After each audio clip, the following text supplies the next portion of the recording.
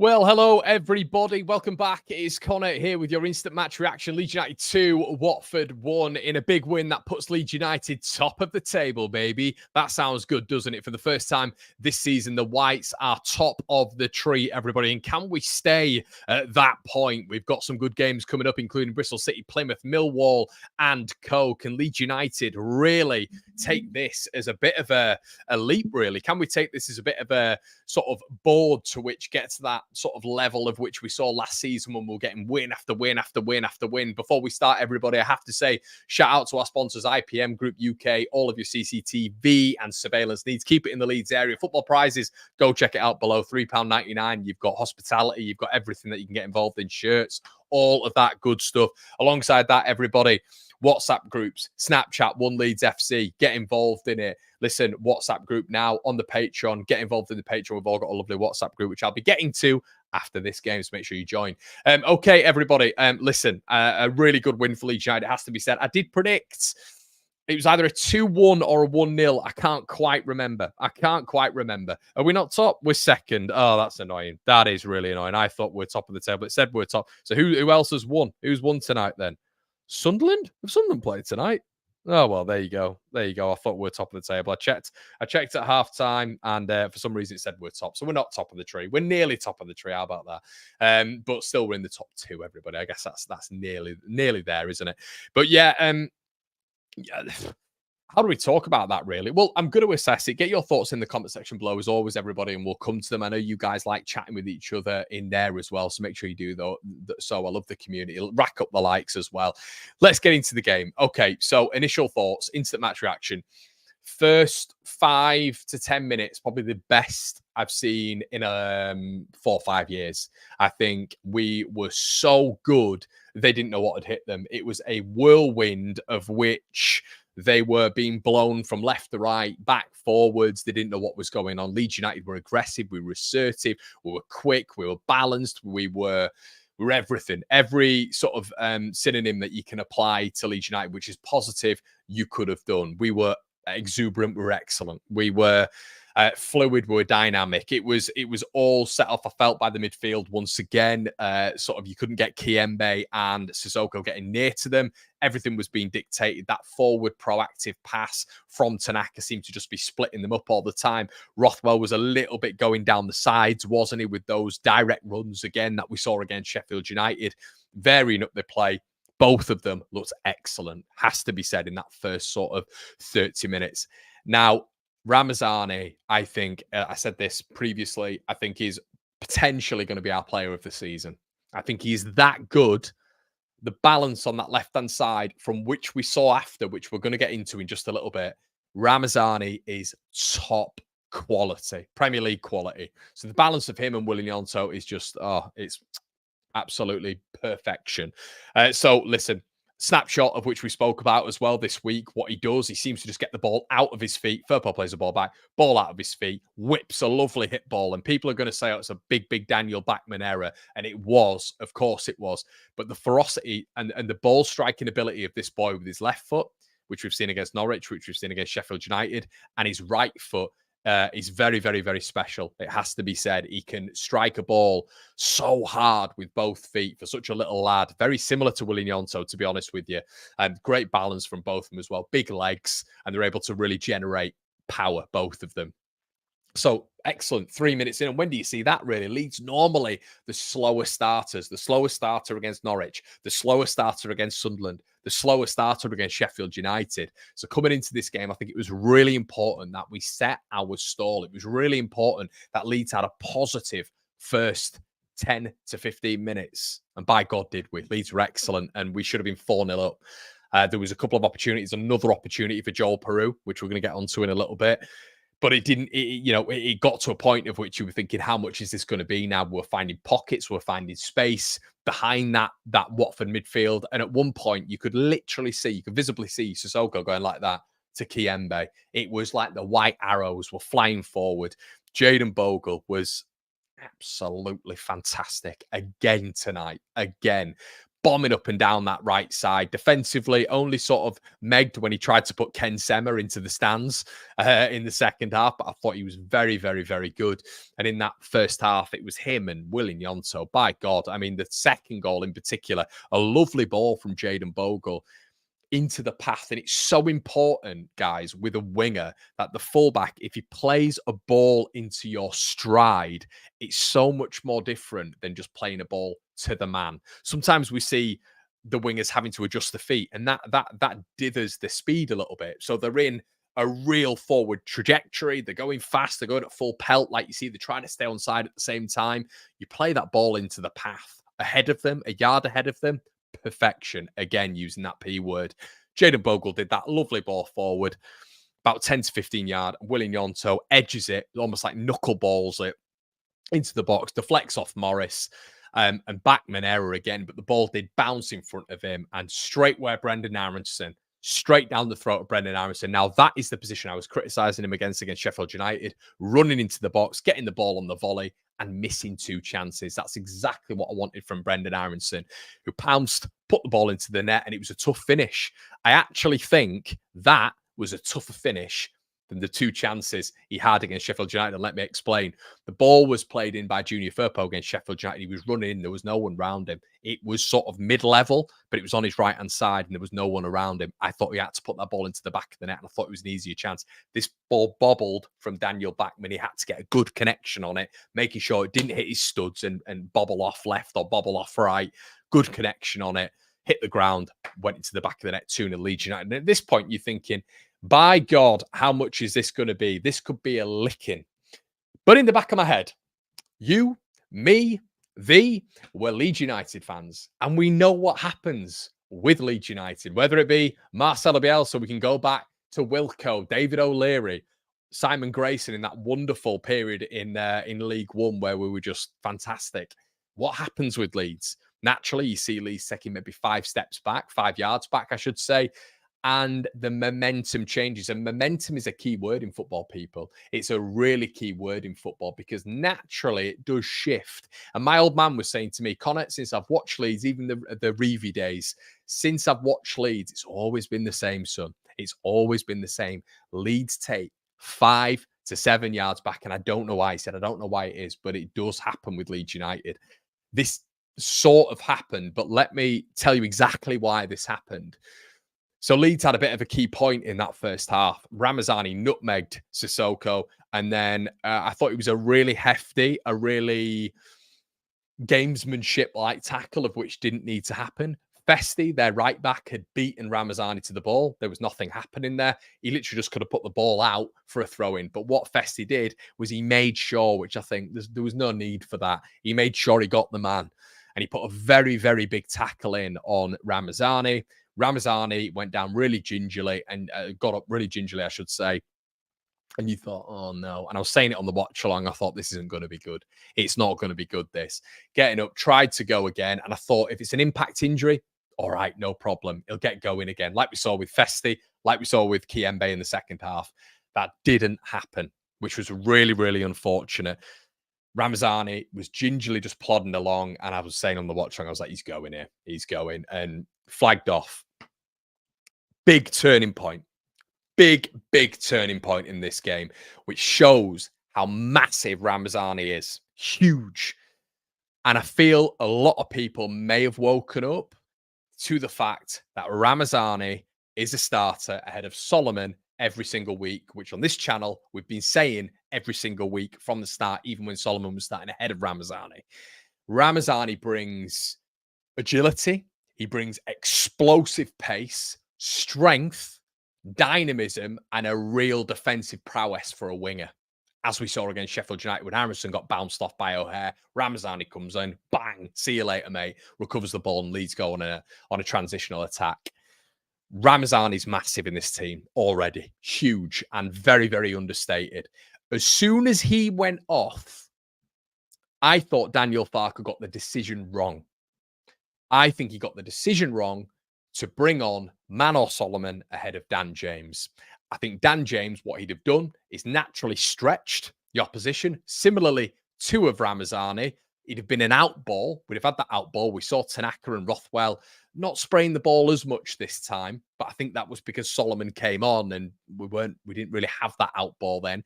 But you've then got a bit of a problem when it comes to the speed of the attack. You've got Willian Yonto, obviously, on one side, who provides a balance when it comes to speed and agility, but you've not got that across the front line with Peru and with Solomon. Dan James, for me, should have gone on the right. Willian Yonto should have gone on the left, where he's been very good and for his national side and Leeds.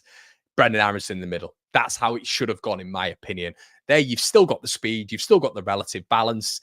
Manor Solomon, unfortunately, as we saw in this game, will not go down the flank. It's extremely rare. So he is the classic archetype of winger nowadays, who is a right footer, who wants to come in off the left. Ramazani, you don't know, because he's so good with his left foot, but he's so good with his right foot. And because he's so quick, he can go down the flank, but he can cut inside as well. He can vary his play. Speaking about Tanaka, speaking about Rothwell, varying their play in the Sheffield United game, Ramazani can do both. And you saw within the first 15 minutes, he was absolutely tearing Festi a new one, and they had to double up on him.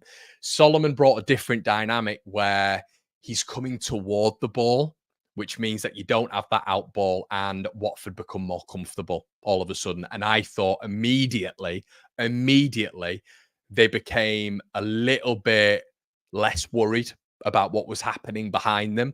They were less worried about what was happening on Solomon's side. And I think you saw a little bit more confidence brew from that. I think Ramazani and Nonto were pushing them all the way back, with being facilitated by Tanaka and Rothwell. I thought that was a big turning point in the game. Now, it wasn't a turning point in the game to say that Leeds were going to lose the game or anything like that.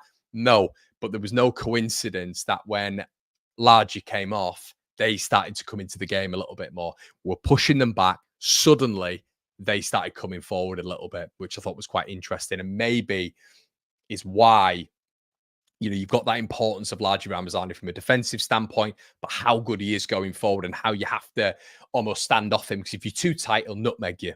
If you're too tight, he'll spin you. Yeah. Unfortunately, Manor Solomon, and a lot of you might think this is a little bit harsh for me, he's below Dan James, and he doesn't give you, and he didn't give us in that game, enough. For the amount he was on the pitch, he didn't give us enough at all for me. It's the explosiveness with him for me. It's the lack of variance in his play. And I need to be convinced on Manor Solomon. I'll be brutally honest with you guys. And that's why you come to this channel, for a bit of honesty. I need to be convinced. Dan James, I thought in the second half, came on and was magnificent. Thought he was absolutely magnificent. Stretched them a little bit more, gave Leeds that out ball, and they dropped a little bit when Dan James came on. Naturally, they didn't have to do that with Solomon. They were pressing Leeds higher up the pitch, which meant they were getting higher up the pitch. Watford got back into the game, as we know, everybody. A shame, really, because we want to keep up that clean sheet. We want to keep up all that lovely stuff at home. We all know that. That didn't happen. And I thought it was a really poor goal to concede. But that first half, we have to say, the first sort of 30 minutes, Leeds were brilliant. Leeds were absolutely brilliant. I did think the Ramazan change made a big difference. Leeds went in, as I say, second half, came out, and I don't know what had happened. Leeds were completely off it. I thought were a little bit poor in terms of the intensity. We came out flat. I thought we were a little bit square-footed in many occasions, especially defensively, which led to that first goal, flat-footed across the back line. And they came out with impetus. They came out with intensity and an idea of the fact that they wanted to put Leeds on the back foot. And they were almost banking on Leeds being a little bit complacent, which I think in the first 10 minutes we were, because our performance drop went from an 8-9 in the first 10, 15 minutes to a 3. It was really, really significant, the drop.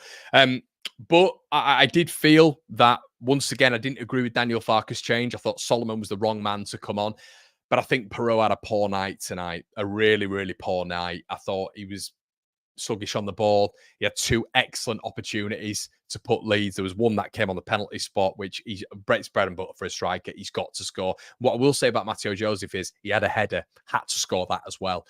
But you see the difference. For me, guys, I have to be honest, there is a huge difference between when Joseph is on the pitch and Peru's on the pitch. Joseph is the better option by a country mile for me.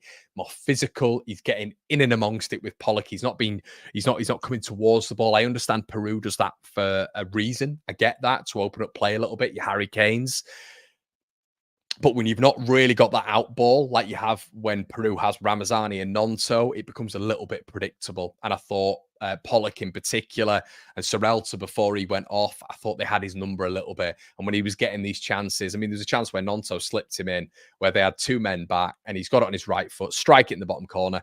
And he tries to cut back on his left, loses the ball, and then loses the physical battle. I thought as soon as Joseph came on, as soon as James came on, which I thought should have been the changes, maybe at halftime a little bit beyond, but definitely James for Ramazani, you saw Watford think, oh shit, we're stretched here a little bit. The press was back to what it was initially, and we created a lot of chances when those two came on the pitch. You know, you look at the chance creation, it was massive. You know, there was Joseph had his chance, didn't he? James had one where he hit it over the bar. Aronson had one as well. So there was a few chances that started to come. And obviously that's the transitional side of the game as well, isn't it? When Watford are trying to push forward. I want to talk on Brendan Aronson. I thought he was excellent, absolutely excellent tonight. And I'm really happy to see decision making a little bit better. I thought there was some moments tonight where he was maybe a little bit rushed, but overall, I think Brendan Aronson was probably top 3 players for Leeds this evening. I'd say the other two, I think there's the conversation of who's man of the match between Tanaka and Strauch again. Tanaka just so too good for this level. Balance, left foot, right foot, always composed, press resistant. Keep doing that, but what a player we've got there, everybody, for 3.4 million. But yes, I think Strout was excellent as well. Won all of his battles, was winning free kicks in the right areas, was disciplined. And I think it's going to be really interesting going forward. But yeah, obviously Leeds got the win. But it's going to be really fascinating going forward now because we've got to have a conversation about the left-hand side. Junior Firpo, idiotically, was, for me, you know, flat-footed, and, you know, I've given him so many compliments, but sorry, let's go back on to Brendan Aronson. Let's go back to Brendan. Really, really good tonight. As I say, a little bit more confident, a little bit more composed on the ball. Sometimes rushed it, but a lot of the time was slow, was in the right areas, got his goal. Much better performance from Brendan Aronson. Back to the Brendan Aronson pre-Coventry. Great news. Well done, Brendan. But yeah, let's get on to Junior Firpo. Aside from the bozo yellow card, which unfortunately has crept back into his game, I feel a little bit more this season. It's the only negative about his game. 5 yellow cards, the most in the Leeds United side, not good enough. And it means that when you've seen sort of like Joe Rodon, and I believe it's Bogle, isn't it? And is it Nonto in there as well with the 4 yellow cards? They seem to be a little bit more disciplined when it comes to giving the ref lip back, but also, just in their general play as well. They're not really getting involved in any antics. And unfortunately, what you saw there was just Firpo not getting his angles right. He was flat-footed. He wasn't side on. And he got done for pace and dragged the play back. Didn't trust his centre-back to come in and win the ball, which was Pascal Strauch, who came in about 2 seconds afterwards. Didn't trust his centre-back to do that. Pulled him down. 5th yellow card. That's him out. So now you've got a scenario. For me, you've got a scenario where you've got an entirely new left side, potentially, which is a little bit of a worry because you've now potentially you've got Junior Firpo out, I believe, 5 yellow cards. And now you've maybe got Largi Ramazani out as well on that left-hand side. So I don't know what Leeds are going to do there. It feels like Sam Byram is the preference. He came on again. He came on again ahead of Schmidt. So I feel that that's the way he's always going to go. Or he's going to go in the near future anyway. So you do wonder how Leeds are going to work their way around that when it comes to Byram and Schmidt, who's going to go on that left hand side. I'd like to see. I mean, what was the point in bringing in Schmidt? I want to see Schmidt in there. We've seen Byram. We know what Byram's about. I get he's a steady Eddie, but I want to see a left sided player go forward. I want to see a left sided player of which I've not seen before. So yeah, that's what I'd like to see. Ramazani on that left hand side. I have to be honest with you guys, and I'll say this 1,000,001 times. He's just miles ahead for me of Manor Solomon. So what I would be doing, and I hope Daniel Farker for this game has maybe looked at Manor Solomon, not be to be too harsh to Manor, but I think in this game in particular, if you've got sample sizes, if Ramazani isn't fit, worst case scenario, you've got Dan James, who was on for 15 minutes, who made a huge impact, I thought. And then you got Manor Solomon, who I'm still, as Edward's just saying, I'm still looking at it and going, I don't know what you bring, mate. I don't know what you bring. And if Solomon does start against against Bristol City and wins us the game, fantastic. But I think he's predictable. I think Louis Coyle for Hull City had him figured out until one little jinking movement, and then obviously the ball was played in. I know that's all you need in football. I understand that, but when you're having so many duels when it comes to Solomon and Louis Coyle for that game, and Louis Coyle won 70-80% of them, I'm thinking, and he's just not got the explosiveness. And the Spurs fans were saying that on their Reddit, on their Twitter, on their podcasts when Leeds signed him because of the meniscus injuries. You lose that explosive pace that he maybe used to have.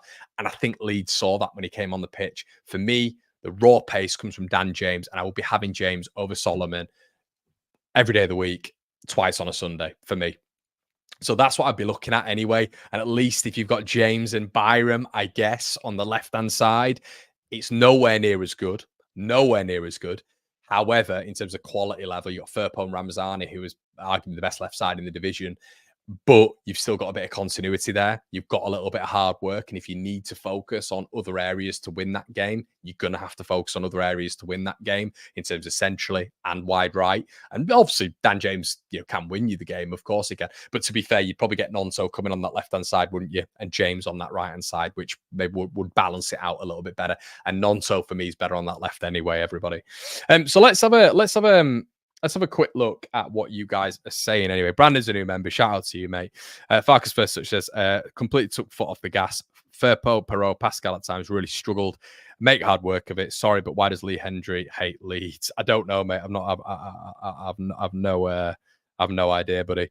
Sorry for scaring you. Brandon, mate. Brandon, tell him it was 2-2 on the watch along. What are you doing? Have a pint on me. Top man, mate.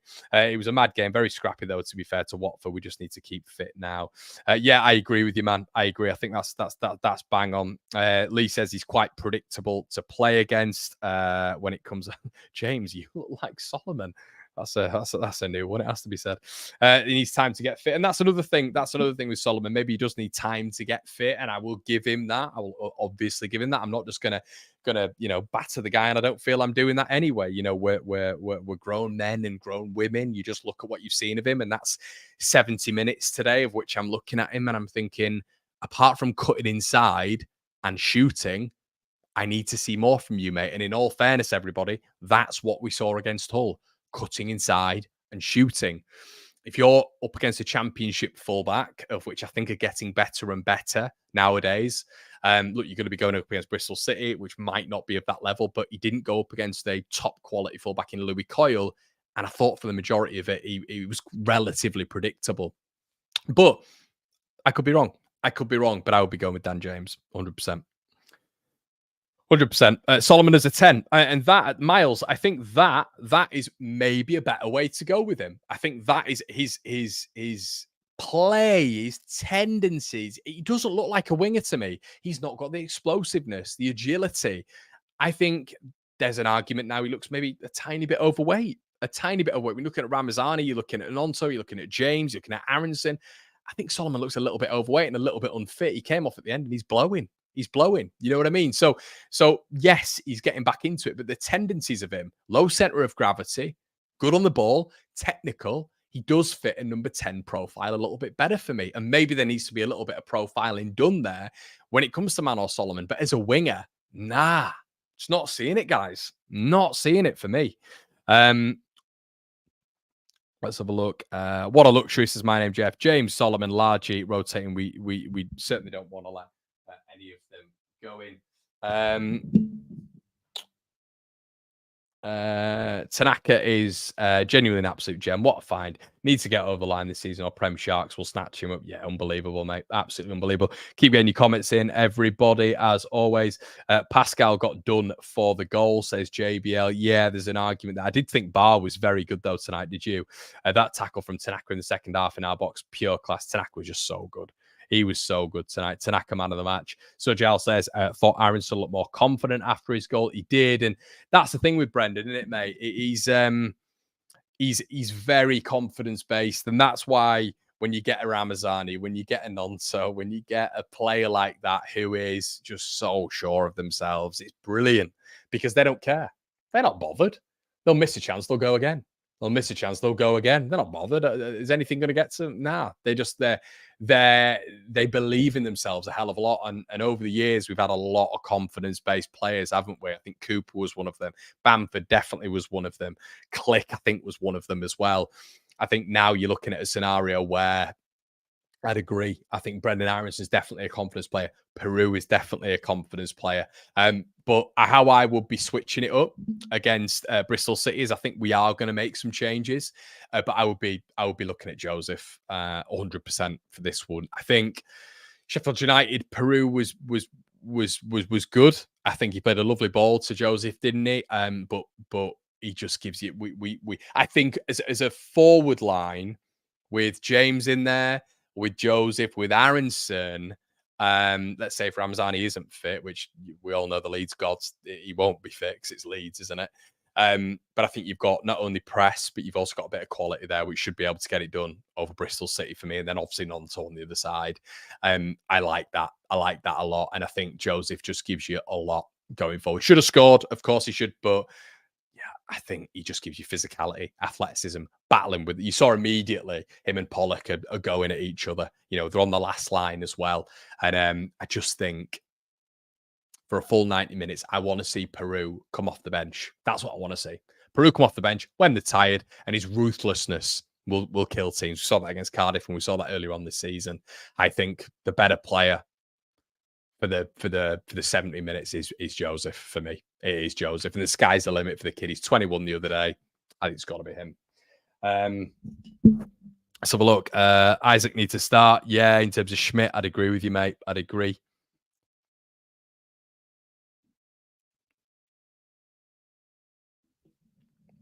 Let's have a look. Melee confidence player. Yeah, another one there, mate. Lee says, still reckon a new keeper in January. Connor, typical flapping stations on corner. Yeah, look, like I said, Lee Todd also said Leeds recruitment has done one hell of a job replacing Somerville Ramazan. He has, mate. He has. They have, and you're right. And we'll merge those two comments, of course. Look, I guess it's not a time because it's instant match reaction. But yeah, do we need to go for a new keeper? Look, yeah. I mean, there are keepers out there right now available for loan, of which we can compile a list and do something on. Yeah, look, I've been constant on this channel for 4 years about this. They put it on him a little bit tonight. Sheffield United didn't really get that chance to do it, and when they tried to do it, they were stupid with it, and they just gave away fouls. I think when you had Ince with about 4 or 5 corners in. They had the free kick as well, and he just looks intimidated. He just looks intimidated for the battle, and I think in that there was the little flurry of corners, wasn't there, where he was almost pushed into his goal, but he's very much like falling back. He's not going out and going bang, getting through it or claiming the ball. You Nigel Martin-esque, or you even go into the Premier League days and you David Seaman, you Schmeichels, absolutely bellowing through men to grab hold of the ball. It's mine. You're the commanding one. He's just a bit too timid. And I think throughout the season, especially because we're going to keep the ball away from teams, we're going to dominate games. I think a lot of teams are going to look to hit Leeds on set pieces. You saw the midget Mank, Tom Cleverley, get very, very excited when they got corners, and quite rightly so, because that was probably the best opportunity to get back into the game. As soon as they did that, Melee he doesn't look up for the fight. He doesn't look up for the fight. And he got a couple of palms to it. Great. But yeah, be definitely looking at a keeper, mate. 100%. Great save. Yeah, he did make a good save tonight. You're right, Dave. You are right. 100%. Senor, I don't understand this. Like, are we switching the narrative all of a sudden? I'm not coming on here. I was asked a question, guys, about Melee. I was asked a question from one of my members there. Go back and read it. I'm not bringing Melee up out of nowhere. I'm saying the question would you look for a keeper in January? I've wanted a keeper for 4 years. So yeah, I would do. If you're upset about that, then you're on the wrong channel, guys. You really are.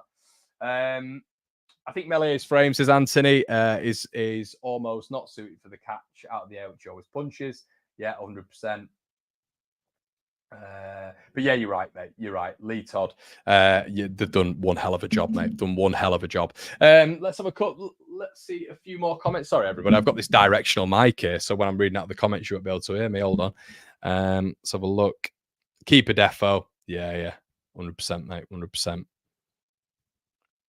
Leeds therapy, even though the substitutions were late, I thought Farker made a good change, which wrestled control back to us again. Yeah, definitely when he brought James on, mate. I agree with you and Joseph. I'd agree with you there.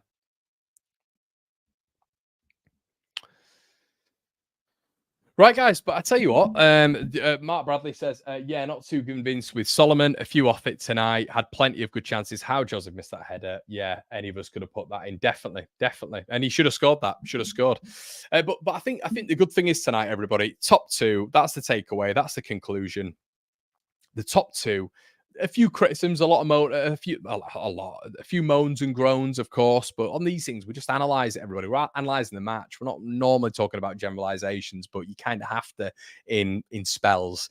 But yeah, I think it's a good win tonight. 2-1. I think I said a 2-1 or a 1-0. I'm more than happy with that. Leeds go second in the table. Happy days. Two teams that we've beaten in the top 8. Happy days. 4 goals scored, and is it 2 games now? So it's going to be interesting to see what happens with Ramazani.